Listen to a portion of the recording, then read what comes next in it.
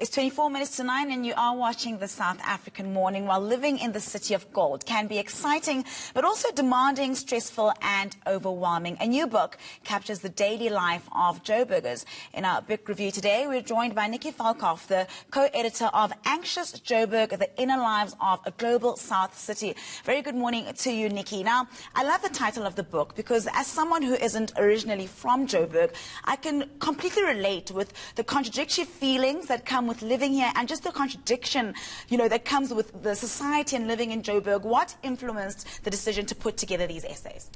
Well, the first way that we came up with the idea of doing a book about anxiety in Joburg was my co-editor and I realized that the way in which Johannesburg appears in global media is very particular, it's very specific, right? When you think about cities like Johannesburg and other big cities in the global south, in the developing world, usually when you look at the way they're presented globally, they're presented as sources of anxiety for people elsewhere, right? These cities are the places where disease comes from, and crime and migration, and all the things that trouble the imaginations of comfortable people in wealthy cities in Europe and America. And we thought about this, we're like, hang on a minute, anxiety really is a fundamental underpinning of contemporary life. What does it feel like to be anxious, not about Joburg, but in Joburg? What does it feel like to be a neoliberal citizen, a global citizen, at this particular moment in history where things are changing so quickly, and to be experiencing all of that intense collective emotion in a city that also feels insecure and precarious but full of potential. So having said that, what are some of the themes that do come up in this book, some of the interesting stories that readers can look forward to?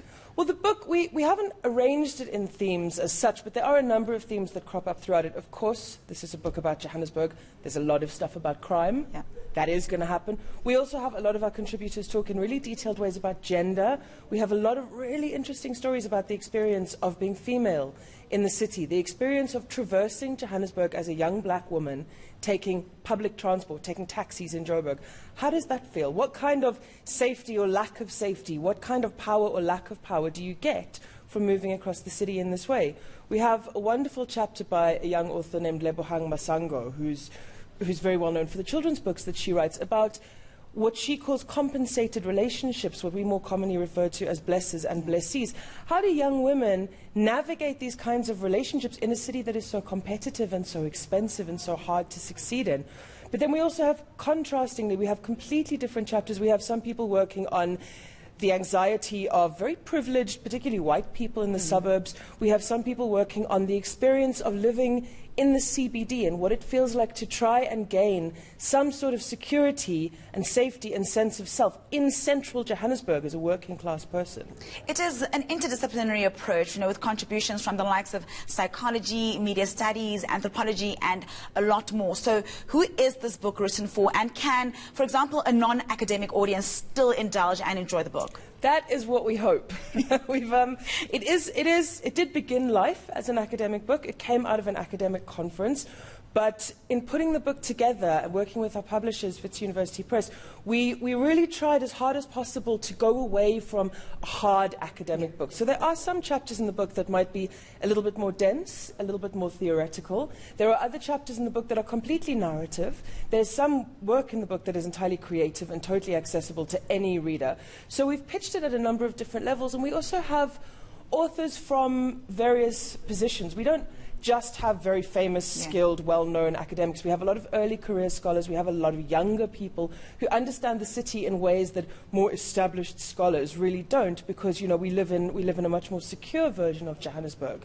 So we're hoping that it will be interesting and readable to anyone who is interested in life in this complicated city. So how does one get their hands on it then? It is available through all the normal online channels. You can order it on Loot. I believe you can order it on Take-A-Lot. We are hopeful that people will go out and buy it at bookstores, because as useful as these online sources are, we are strongly supportive of the books industry in this country, and we need bookstores, especially independent bookstores. So we know that it's available in a number of branches of Exclusive, and hopefully that's going to go further across the country.